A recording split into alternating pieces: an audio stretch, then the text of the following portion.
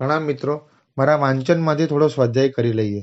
વિશ્વના કોઈપણ ક્ષેત્રમાં, કોઈપણ સ્થાનમાં, ગમે તે ખૂણામાં રહેલા તમામ જીવોની ઈચ્છા એક જ છે: સુખ મળે અને દુઃખ ટળે.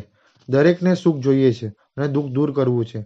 કીડીથી માંડીને શહેનશાહ સુધીના તમામ જીવો સુખ માટે જ પ્રયત્ન કરી રહ્યા છે.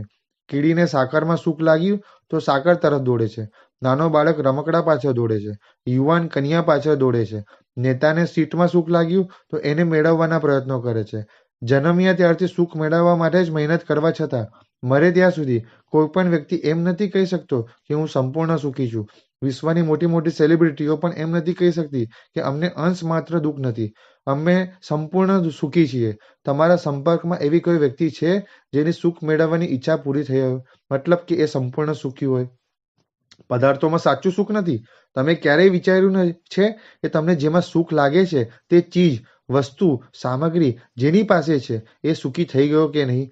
તમને જેમાં સુખ, શાંતિ, ચેન લાગે છે એ જેને મળી ગયું છે એના જીવનમાં શાંતિ આવી ગઈ? ચલો બીજાની વાત જવા દો. તમને જેમાં સુખ લાગ્યું એ સામગ્રી મળી ગયા પછી તમે સુખી થઈ ગયા?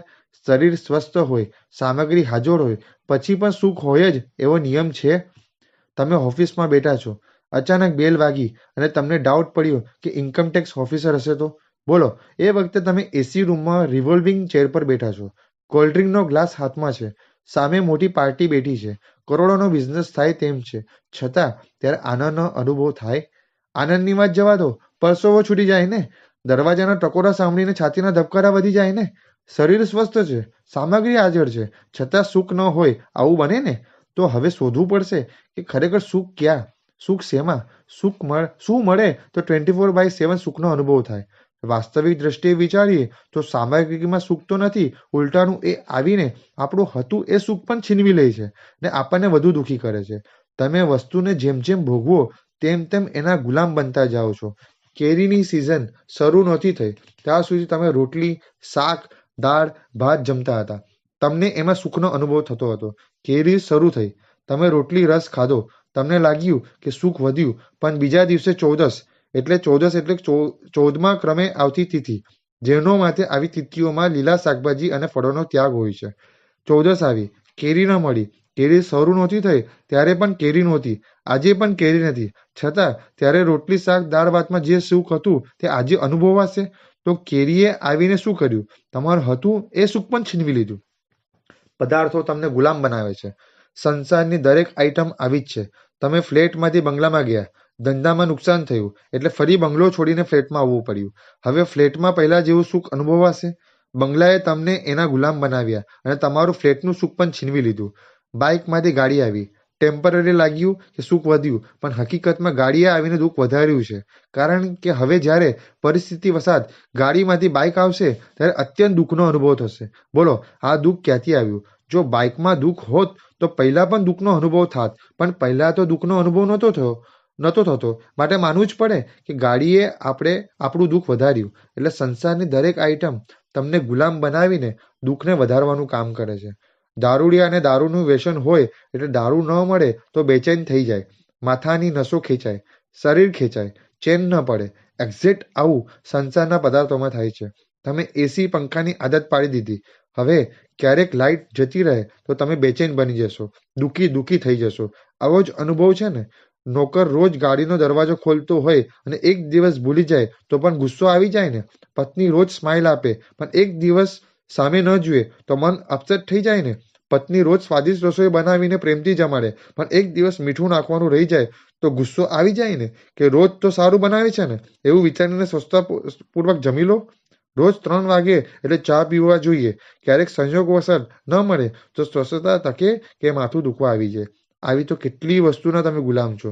તમારા સુખ દુઃખનું રિમોટ કેટલા બધાના હાથમાં છે. પત્ની, પુત્ર, મિત્ર, નોકર, ડ્રાઈવર, ટીવી, મોબાઈલ, ભોજન, અંત ના આવે એટલી ચીજના ગુલામ થઈને તમે જીવો છો. આમાંથી એક પણ ચીજ હવે તો તમારું સુખ હલવા લાગે.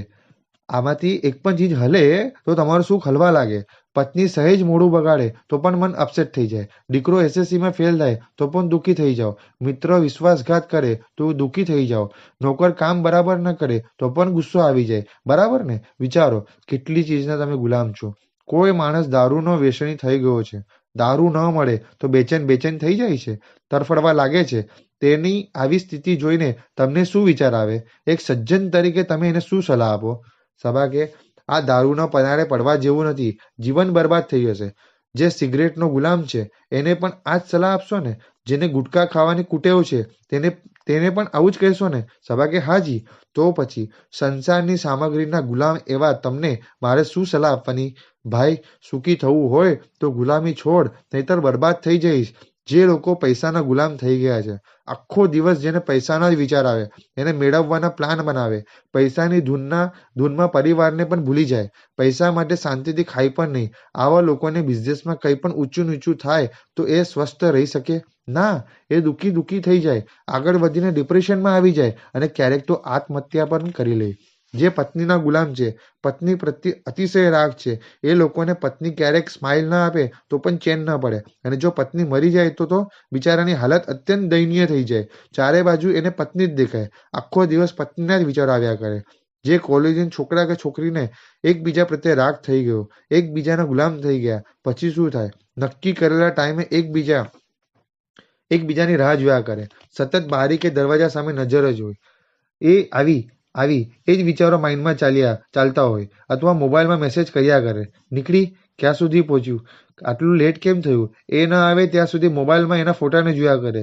સતત તું નું ધ્યાન ધરતા હોય. મને તો આવા ગાંડાઓનો અનુભવ નથી. તમને તો અનુભવ છે ને?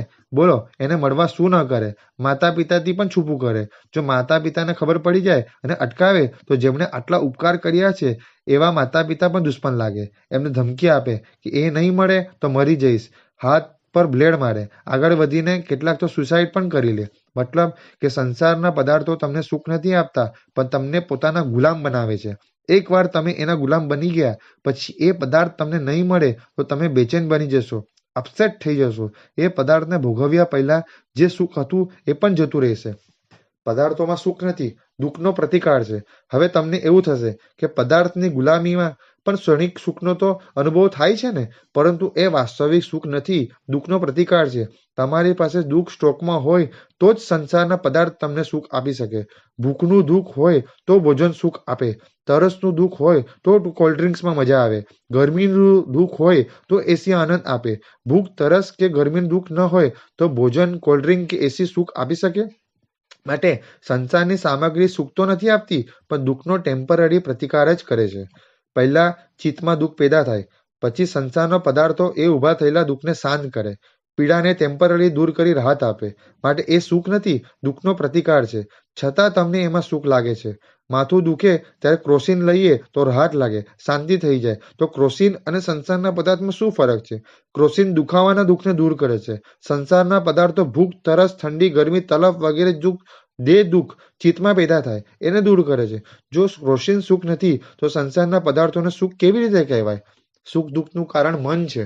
સભાકીય સાહેબ, ઈચ્છાની પૂર્તિ થતી હોય ત્યારે એમાં ગુલામીની અનુભૂતિ નથી થતી, એ સુખ જ લાગે છે. એટલે તમારા મનમાં જે અપેક્ષા જાગે એ પૂરી થાય, તમે જે ધાર્યું હોય એ પ્રમાણે થાય તો સુખ, નહીં તો દુઃખ. બરાબર ને? તો સૌથી પહેલા ઈચ્છા શું છે એ આપણે સમજી લઈએ. ઈચ્છા એ મનમાં પેદા થતા વિકલ્પરૂપ છે, માટે એ મનનો વિષય છે. તમારા મને જે નક્કી કર્યું હોય એ પ્રમાણે બહાર પરિસ્થિતિ સર્જાય તો સુખ, નહીતર દુઃખ. આનો મતલબ બાહ્ય સામગ્રી, બાહ્ય ઘટનાઓ સુખ દુઃખનું કારણ નથી. સુખ દુઃખનું કારણ તમારું મન જ છે. કેમ કે બહાર ગમે તેટલી પ્રતિકૂળતા હોય, પણ મનમાં કોઈ ઈચ્છા ન હોય તો એ પ્રતિકૂળતા દુઃખ આપી શકતી નથી. અને બહાર લાખ અનુકૂળતા હોય, પણ મનમાં બીજી કોઈ ઈચ્છા હોય તો એક પણ અનુકૂળતા સુખ આપી શકતી નથી. 3 ખંડનો અધિપતિ રાવણ, અપાર સંપત્તિ, ટોચની ભોગ સામગ્રી હોવા છતાં દુઃખી છે, બેચેન છે, ક્યાંય ચેન નથી પડતું. કારણ કે મનમાં સીતાની ઈચ્છા છે. જ્યારે જૈન ઇતિહાસમાં પ્રસિદ્ધ પરમ સંતોષવાળા એક ગૃહસ્થ પુણ્યશ્રાવક પાસે કહેવાતી એક પણ ભોગ સામગ્રી નથી, છતાં પરમ સુખી છે. કેમ કે તેને પૈસાની કે ભોગ સામગ્રી ભેગી કરવાની કોઈ ઈચ્છા જ નથી. માટે સુખ દુઃખનું કારણ બાહ્ય પરિસ્થિતિ નહીં, પણ મન જ છે. સંસારના એક પદાર્થમાં સુખ નથી. તમારા મનમાં બેઠું કે આ સુખ તો એમાં સુખનો અનુભવ થાય, અને મનમાં એમ બેઠું કે આ દુઃખ તો એમાં જ દુઃખનો અનુભવ થવા લાગે. નહીં તો કરોડો રૂપિયા ખર્ચીને આખા સમાજની સાક્ષીએ હોશે હોશે વાસ્તે ગાસ્તે જે કન્યાને સુખ માનીને પરણ્યા એની સાથે જ શું કામ ઝઘડે? જે પોતાનું ઘર, પરિવાર, માતા-પિતા બધું જ છોડીને તમારા ભરોસે તમારા ઘરે આવી છે, એની સાથે તમે ડિવોર્સ પણ કરી લો ને, આવું કેમ થાય છે? પહેલા મનમાં એમ બેઠું કે આ મળે તો સુખ, એટલે એમાં સુખનો અનુભવ થવા લાગ્યો. પછી એણે તમારી ઈચ્છાથી કંઈક જુદું કર્યું, તમારી આગળ જીદ કરી, ડિમાન્ડ કરી, ફરિયાદ કરી, એટલે મનમાં એમ બેઠું કે આ દુઃખ તો દુઃખનું ફિલિંગ થવા લાગે. પહેલા નહોતી મળતી તો ચેન નહોતું પડતું, હવે મળી ગઈ તો જુદા થયા વગર ચેન નથી પડતું. ઈચ્છાઓની પૂર્તિ નહીં, વિસર્જન કરો. ચાલો, તમે કહો છો કે ઈચ્છાઓની પૂર્તિ થઈ જાય તો સુખ, એવો તમારો અનુભવ છે. તમારી આ વાતમાં હું પણ સંમત થઈ જાઉં અને હું જ તમને પૂછું કે તમારી ઈચ્છા શું છે? બોલો. તમે કહી શકશો કે આટલું મળી જાય તો હું સુખી જ સુખી? સબાકે, ઈચ્છાઓનો તો કોઈ અંત નથી. એક્ઝેક્ટ, ઈચ્છાઓનો કોઈ અંત નથી. ગામડામાંથી આવ્યા ત્યારે 5,000ની ઈચ્છાથી આવ્યા હતા. આજે 5 કરોડ થઈ ગયા. બોલો, ઈચ્છા પૂરી થઈ ગઈ? સુખી થઈ ગયા? ના, હવે 10 કરોડની ઈચ્છા છે. ફ્લેટમાંથી બંગલો લેવાની ઈચ્છા થતી, હવે લઈ લીધો. હવે શાંતિ? ના, હવે પોઝ એરિયામાં મોટો બંગલો જોઈએ છે. પોલીસ મળી ગઈ તો BMW ની ઈચ્છા, પૈસા મળી ગયા તો સત્તા માનપાનની ઈચ્છા. બોલો, આનો અંત આવવાનો? આખી જિંદગી મહેનત મજૂરી કરીને મરી જશો તો પણ ઈચ્છા પૂરી નહીં થાય અને તમે સુખી નહીં થઈ શકો. માટે ઈચ્છાની પૂર્તિ કરીને સુખ મળશે એ ભ્રમ કાઢી નાખો, એનું વિસર્જન કરતા શીખો, તો જ સુખી બની શકશો. બાકી સુખી થવું શક્ય નથી. તમે શરીરની ડિમાન્ડ પૂરી કરવા ગયા તો શરીર કહેશે કે મારે આટલું જોઈએ, પણ જીભ કહેશે ના, માત્ર આટલાથી નહીં ચાલે, એ આવા પ્રકારનું જોઈશે. એટલે કે કડવું નહીં ચાલે, મીઠું જોઈશે, મસાલો ઓછો વધતો કરેલો નહીં ચાલે, બરાબર જોઈશે. અને આજના લોકોને તો ઘરની રોટલી નહીં ચાલે, Chinese, Punjabi, Kolhapuri, south Indian, Mexican વગેરે વગેરે જોઈશે. બરાબર ને? અને આટલાથી પતી જાય? ના, પછી મન ડિમાન્ડ કરે, આવી રીતે જોઈશે. એટલે કે પત્ની મોઢું બગાડીને, થાળી પછાડીને આપશે તો નહીં ચાલે. પત્નીએ પ્રેમથી સ્માઇલ આપીને પીરસવું પડશે. ટૂંકમાં શરીરની ડિમાન્ડ આટલું, ઇન્દ્રિયની ડિમાન્ડ આવા પ્રકારનું, મનની ડિમાન્ડ આવી રીતે. આ બધી ઈચ્છા પૂરી થઈ જાય પછી પણ શાંતિ થઈ જાય? ના, જમવા બેઠા હોય ત્યારે બીજા કેટલાક સંયોગ અનુકૂળ હોય તો તમે શાંતિથી જમી શકો. દીકરાએ SSCમાં પાસ થવાનું જ, ફેલ થાય તો ન ચાલે. દીકરીને સાસરે કોઈ પ્રોબ્લેમ નહીં હોવો જોઈએ, ધંધો બરાબર ચાલવો જોઈએ. બોલો, ધંધામાં કંઈ પ્રોબ્લેમ આવે તો તમે મનપસંદ ભોજનનું પણ સુખ લઈ શકો. પહેલા ઈચ્છા હતી કે આટલું ભોજન જોઈએ, પછી આવા પ્રકારનું, એ પણ પૂરી થઈ જાય. પછી ઈચ્છા જાગે કે આવી રીતે જોઈએ. આનો ક્યારે અંત આવશે? ઈચ્છા પૂર્તિ એ એન્ડલેસ દોડ છે. સવાકે, પણ ઈચ્છા પૂર્તિમાં તાત્કાલિક રાહત તો થાય છે ને? આમાં પણ તમારો ભ્રમ છે. ધારો કે તમને 1 ડિગ્રી તાવ આવ્યો અને તમે ડોક્ટર પાસે ગયા. ડોક્ટરે કહ્યું, મારી પાસે એવી દવા છે જેનાથી આ 1 ડિગ્રી તાવ ઉતરી જશે, પણ 2 કલાક પછી 2 ડિગ્રી તાવ આવશે. એ 2 ડિગ્રી તાવને ઉતારવાની દવા પણ મારી પાસે છે.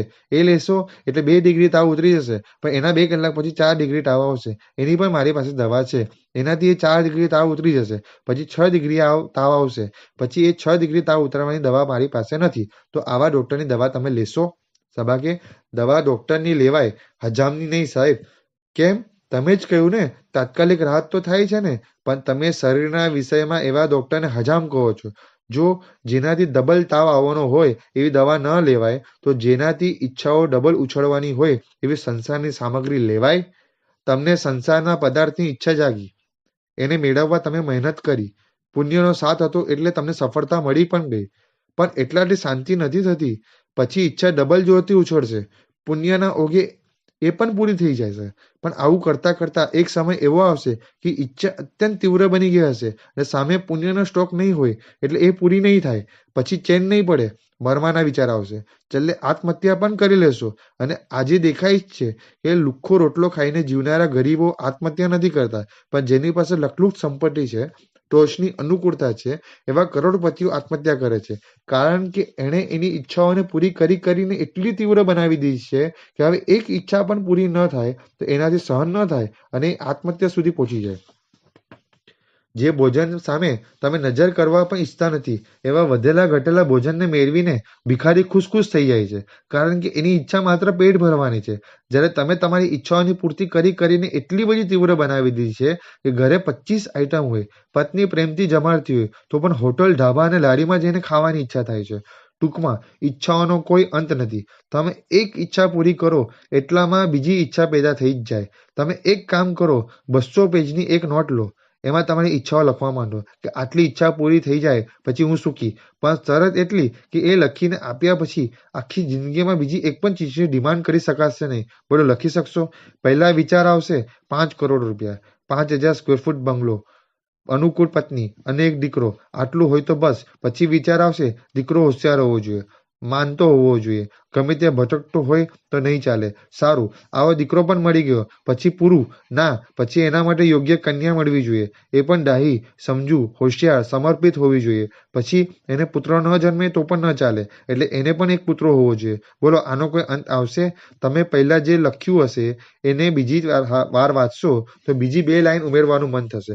ફરી વાંચશો તો ફરી બીજી 4 લાઈનો ઉમેરવાની ઈચ્છા થશે. આખી નોટ ભરાઈ જશે તો પણ તમારી ઈચ્છાઓ પૂરી નહીં થાય. સૌથી મહત્વની વાત તો એ છે કે ઈચ્છાઓની પૂર્તિ કરવી એ તમારા હાથની વાત જ નથી. ખૂબ શાંતિથી તટસ્થ બનીને વિચારો કે એક સામાન્ય ઈચ્છાને પણ પૂરી કરવી એ તમારા કંટ્રોલમાં છે. તમે ઈચ્છા રાખી કે દીકરાને પરીક્ષામાં 90% આવવા જોઈએ અને 85% આવે, તમે સુખી રહી શકો? તમે અપેક્ષા રાખી કે પત્નીએ મારી ઈચ્છા મુજબ વર્તવું જોઈએ અને એ ન વર્તે તો દુઃખી થઈ જાઓ ને? મસ્ત મોટો બંગલો બનાવ્યો, રંગ રોકાણ કરાવ્યું, ચાઇનાનું ફર્નિચર કરાવ્યું, બધી ઓટોમેટિક સિસ્ટમ ગોઠવી અને દિવાળીએ રહેવા જવાનું નક્કી કર્યું. મનમાં આનંદ આનંદ છે, દિવાળીએ રહેવા જઈશ અને સુખી સુખી થઈ જઈશ. પણ એની પહેલા ધરતીકંપ આવ્યો અને બંગલો જમીનદોસ્ત થઈ ગયો. સ્વસ્થ રહી શકશો? માટે ઈચ્છાઓની પૂર્તિ કરવી એ તમારા કંટ્રોલમાં નથી, અનિશ્ચિત છે. પૂરી થાય પણ ખરા, ન પણ થાય. અને ઈચ્છાની પૂર્તિ ન થાય તો ગમે તેટલી સામગ્રી હોય, શરીર પણ સ્વસ્થ સશક્ત હોય તો પણ સુખની અનુભૂતિ થતી નથી. ઈચ્છા જ દુઃખની જનની છે. રાવણ પાસે ભોગ સામગ્રીની કોઈ કમી નહોતી. સોનાની લંકા નગરી, 1,000 વિદ્યાનો સ્વામી, 3 ખંડનો અધિપતિ, મંદોદરી જેવી હજારો સ્વરૂપવાન પત્ની, વિભીષણ જેવા આજ્ઞાંકિત ભાઈઓ, પળીઓ બોલ ઝીરનારા અનેક પુત્રો. આમ જોઈએ તો ભૌતિક સામગ્રીની કોઈ કમી નથી, પણ એકમાત્ર સીતાજીની ઈચ્છા, એને મેળવવાની તલબ, આ એક ઈચ્છાના કારણે એક પણ સામગ્રી સુખ આપી નથી શકતી. ક્યાંય ચેન નથી કરતું. મખમલના ગાદી તકિયામાં ઊંઘ નથી આવતી. 32 શાક અને 33 પકવાનમાં આનંદ નથી આવતો. આ એક ઈચ્છાના કારણે જીવન બેકાર થઈ ગયું છે. ટેકનિકલ રીતે વિચારીએ તો સીતા પહેલા પણ નહોતી, છતાં દુઃખ નહોતું. સીતા આજે પણ નથી, છતાં દુઃખ છે. જો સીતા હોવી ન હોવી એ જ સુખ દુઃખનું કારણ હોય તો પહેલા પણ દુઃખ હોવું જોઈએ, પણ ત્યારે દુઃખ નહોતું ને આજે છે. એનો મતલબ સીતા ન મળવી એ દુઃખનું કારણ નથી, પણ મનમાં પેદા થયેલી સીતાની ઈચ્છા દુઃખનું કારણ છે. તેમ તમારી પાસે ભૌતિક સામગ્રી ન હોવી એ તમારા સુખ દુઃખનું કારણ નથી, પણ મનમાં જાગતી ભૌતિક પદાર્થોની ઈચ્છા સુખ દુઃખનું કારણ છે. હું તમને પૂછું, રાહુલ ગાંધી પાસે તમારા કરતાં કઈ ગણા વધારે રૂપિયા છે? તમારા કરતાં ટોચની સામગ્રી ભોગ સામગ્રી છે. એનું લેવલ સ્ટેટસ કેવું? તમે જેમાં સુખ માનો છો એ બધું એની પાસે છે, છતાં તમે જેટલી શાંતિથી જીવો છો, તમે જેટલા ચેનથી રાત્રે સૂઈ શકો છો, એટલી શાંતિ એના જીવનમાં છે? એટલી નિરાંતથી એ રાત્રે સૂઈ શકે? સબાકી સીટ જોઈએ છે, કેવી રીતે શાંતિથી સૂઈએ? તમે જેને મેળવવા મહેનત કરો છો એ બધું એની પાસે છે, તો શાંતિ ચેન કેમ નહીં? અને તો પછી તમને એ બધું મળી જશે તો તમે સુખી થઈ જશો, એની ગેરંટી શું? ચૂંટણી આવશે ત્યારે તમને કોઈ ચિંતા નહીં હોય, ત્યારે રાહુલ ગાંધીને પૂછો કેટલી ચિંતા? કારણ કે સીટ જોઈએ છે. તમને હજી સીટની ઈચ્છા જાગી નથી એટલે શાંતિથી જીવી શકો છો, પણ હમણાં નગરસેવક બનો, એમાંથી MLA, MP એમ કરતા તમે પણ સીટના દાવેદાર થઈ જશો, પછી તમારી પણ આ જ હાલત થશે. ટૂંકમાં બહારની સામગ્રી, બાહ્ય પરિસ્થિતિ સુખ દુઃખમાં મેટર છે જ નહીં. ટૂંકમાં બહારની સામગ્રી, બાહ્ય પરિસ્થિતિ સુખ દુઃખમાં મેટર છે જ નહીં. સુખ દુઃખ તમારા મનમાં છે. તમારા મનમાં જાગેલી ઈચ્છા પૂરી થાય તો સુખ અને ન થાય તો દુઃખ. અને ઈચ્છાઓની પૂર્તિ એ તમારા કંટ્રોલમાં નથી. જો તમે બધી ઈચ્છાઓને પૂરી કરી શકતા હોત તો આ દુનિયામાં કોઈ વ્યક્તિ દુઃખી હોત જ નહીં. પણ એ પોસિબલ નથી. વડાપ્રધાનને આખા દેશના રાજા બની ગયા પછી પણ શાંતિ નથી. પોતાના પક્ષનો કોઈ મંત્રી આડો જાય, સામેવાળા પક્ષમાં કોઈ મજબૂત વ્યક્તિ ઊભી થાય તો ટેન્શન. 5 વર્ષ પૂરા થવા આવે એટલે ટેન્શન. ઈચ્છા પૂર્તિમાં સુખ નહીં, દુઃખની વૃદ્ધિ. સબાકે સાહેબ, બધી ઈચ્છા પૂરી ન થાય, પણ જેટલી ઈચ્છા પૂરી થાય એટલું તો સુખ ને? અરે એ તો સુખ નહીં પણ દુઃખ વધારવાનું કામ કરે છે. જેમ જેમ ઈચ્છા પોસાતી જશે તેમ તેમ ઈચ્છા ડબલ થતી જશે. પત્ની રોજ સાચવે, રોજ અનુકૂળતા આપે અને એકવાર ન સાચવે તો દુઃખી થઈ જાઓ ને. દીકરો તમારું બધું માનતો હોય, તમારી દરેક વાત સ્વીકારતો હોય અને એકવાર સામે જવાબ આપે તો સહન કરી શકો? સબા ના. જેની પત્ની કર્કશ સ્વભાવની હોય, રોજ માટાકૂટ કરતી હોય, એવી વ્યક્તિ જેટલી દુઃખી નહીં હોય એટલી દુઃખી જેની પત્ની અનુકૂળ હોય, રોજ સાચવતી હોય અને એકવાર પ્રતિકૂળ કરે એ હશે. કેમ? કારણ કે પહેલી વ્યક્તિ પત્નીની કર્કશતાથી ટેવાઈ ગઈ છે, માટે હવે પત્ની અનુકૂળતા આપે એવી ઈચ્છા જ રહી નથી. જ્યારે બીજી વ્યક્તિએ પત્ની તરફથી મળતી અનુકૂળતાને ભોગવીની ઈચ્છા એટલી મજબૂત બનાવી દીધી છે કે હવે સાવ સામાન્ય પ્રતિકૂળતાને પણ એ સહન નહીં કરી શકે. દારૂડિયો રોજ એક પેગ પીતો હોય. ધીમે ધીમે એની ઈચ્છા વધે એટલે એકના બે, બેના 3 પેગ પીવાનું શરૂ કર્યા. હવે ક્યારે એક જ પેગ મળે તો એને શાંતિ થાય, ચેન પડે. પહેલા એક પેગથી પણ શાંતિ થઈ જતી હતી, હવે 2 પેગથી પણ નહીં થાય. કારણ કે એણે ઈચ્છાને પોષીને એની એટલી મજબૂત બનાવી દીધી કે હવે થોડું ઓછું મળે તો પણ નહીં ચાલે. એટલે ઈચ્છાની પૂર્તિ સુખ નથી આપતી, દુઃખ વધારે છે. સંસારના તમામ પદાર્થો દારૂ જેવા જ છે. તમે પહેલા એક સામાન્ય ફ્લેટમાં રહેતા હતા. થોડા રૂપિયા કમાયા એટલે ઈચ્છા વધી, માટે પોઝ એરિયાના ફ્લેટમાં રહેવા ગયા. થોડા વધારે રૂપિયા આવ્યા એટલે વેલ ફેસિલિટીવાળો મોટો બંગલો લેવાની ઈચ્છા જાગી. એ બંગલામાં ગયા પછી પરિસ્થિતિવશ પાછું ફ્લેટમાં આવવું પડે. તો તમે સુખી થઈ શકો? પહેલા એ ફ્લેટમાં જેટલા આનંદથી રહેતા હતા એટલા આનંદથી હવે રહી શકો? જો બંગલાએ તમારું સુખ વધાર્યું હોય તો હમણાં બંગલા જેટલું સુખ ન હોય એ બરાબર, પણ પહેલા જેટલું સુખ તો રહેવું જ જોઈએ ને. પણ એવું થતું નથી, માટે બંગલાએ તમારું સુખ નહીં પણ દુઃખ વધાર્યું છે એમ માનવું જ પડે. પણ સ્પષ્ટ દેખાતું નથી. રિપોર્ટ કઢાવો એટલે અવસરે ખબર પડે. ટૂંકમાં, સંસારની ઈચ્છાઓ જેમ જેમ પૂરી થાય તેમ તેમ ડિમાન્ડ વધતી જાય છે અને એ જેમ જેમ વધે તેમ તેમ દુઃખ વધતું જાય છે. સાચું બોલો, નાના બાળકનો જેટલો કિલકિલાટ હોય છે એટલો આનંદ તમારી પાસે છે? જેમ જેમ મોટા થયા તેમ તેમ તમારી બુદ્ધિ વધી, બાળક કરતાં તમારી પાસે સામગ્રી વધી, તો સુખ વધવું જોઈએ ને. પણ સુખ વધવાની જગ્યાએ દુઃખ વધે છે. આવું કેમ? કારણ એક જ છે. બાળકની અપેક્ષા લિમિટેડ છે. એને ભૂખ લાગે ત્યારે દૂધ, માતાનો ખોળો અને એની મુઠ્ઠીમાં સમાય એટલું મળી જાય તો બસ. બસ. જ્યારે તમને કેટલું મળે તો બસ. મુઠ્ઠી, મુઠ્ઠા, પેટી, પટારા, ખટારા કેટલું આવે તો સંતોષ. તમારી ઈચ્છાનો અંત ક્યારે? સવાગે એનો મતલબ બુદ્ધિ વધે એ જ ખોટું ને? ના, બુદ્ધિ ઊંધા માર્ગે વાપરો એ ખોટું. દારૂડિયો દારૂ ક્યાંથી મળશે એમાં જ પોતાની બુદ્ધિનો ઉપયોગ કરે. એ જ રીતે તમે સંસારના પદાર્થો કેવી રીતે મળે એમાં જ તમારી બુદ્ધિનો ઉપયોગ કરો છો. પરિણામે મસ્ત મોટું નુકસાન ઊભું કરો છો. અને જ્યાં વાસ્તવમાં સુખ છે જ નહીં એ દિશામાં લાખ પ્રયત્ન કરશો, રાત દિવસ મહેનત કરશો તો પણ સુખ મળશે? રણ પ્રદેશમાં ખરેખર જ્યાં પાણી નથી એ જ દિશામાં પાણી દેખાય. હવે એ દિશામાં તમે ગમે તેટલું દોડો, પાણી મળે? ઉલટાનું પાણીથી વધુ ને વધુ દૂર થતા જાઓ. રેતીને ગમે તેટલી પી લો, તેલ નીકળશે? ગંભીરતાથી વિચારો. ઈચ્છા જાગી એને પૂરી કરવાની, નવી ઈચ્છા જાગે ફરી પૂરી કરવાની, આવી મહેનત કર્યા કરો છો. પણ શાંતિથી બેસીને વિચારો તો ખરા કે હું સુખી થવા માટે જે દિશામાં દોડ કરું છું, હકીકતમાં ત્યાં સુખ છે? આ દોડનો એન્ડ શું? એનું પરિણામ શું? એનો વિચાર તો ખરો. ખરજવાનું રૂપક દ્રષ્ટાંત. 1444 ગ્રંથના રચયિતા વિખ્યાત જૈનાચાર્ય શ્રી હરિભદ્ર સુરીશ્વરજી મહારાજે શ્રી યોગ દ્રષ્ટિ સમુચ્ચય નામના ગ્રંથરત્નમાં ખરજવાના રૂપક દ્રષ્ટાંતથી આ વાત ખૂબ સારી રીતે સમજાવી છે. રણ પ્રદેશમાં એક બાળક છે. નાનપણથી ખરજવાનો રોગ છે. જન્મથી માંડીને ખણવાનું જ કામ કર્યું છે. ખણી ખણીને નખ ઘસાઈ ગયા છે. હવે ખણવામાં આંગળીઓ પણ દુખે છે.